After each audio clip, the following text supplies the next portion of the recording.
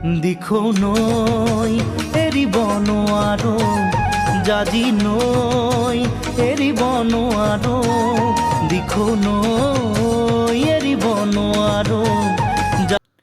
গানটো যে শুনিলে দিখৌ নৈ, এইখনেই সেইখন দিখৌ নৈ। আৰু সেই যে মাছমৰীয়াসকল দেখিছে, তেওঁলোকে সৰু সৰু নাও লৈ গোটেই দিনটো মাছ মাৰি থাকে আৰু সন্ধিয়ালৈ বিক্ৰী কৰে। নদীখন বৰ দ, ইয়াত বহুত মাছ পোৱা যায় আৰু মাছবোৰ খাবলৈ খুব ভাল, খুব ডিমাণ্ড থকা মাছ।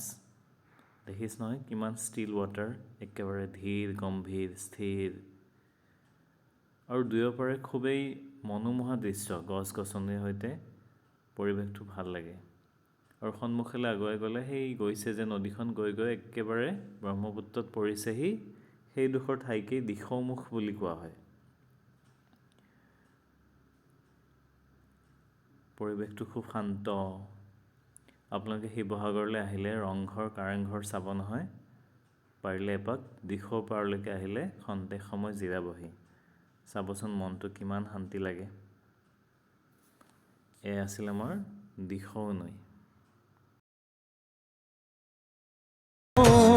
মৰমো এৰিব নোৱাৰো, মৰিব নোৱাৰো নোৱাৰো, দিখৌ নৈ এৰিব নোৱাৰো, জাজি নৈ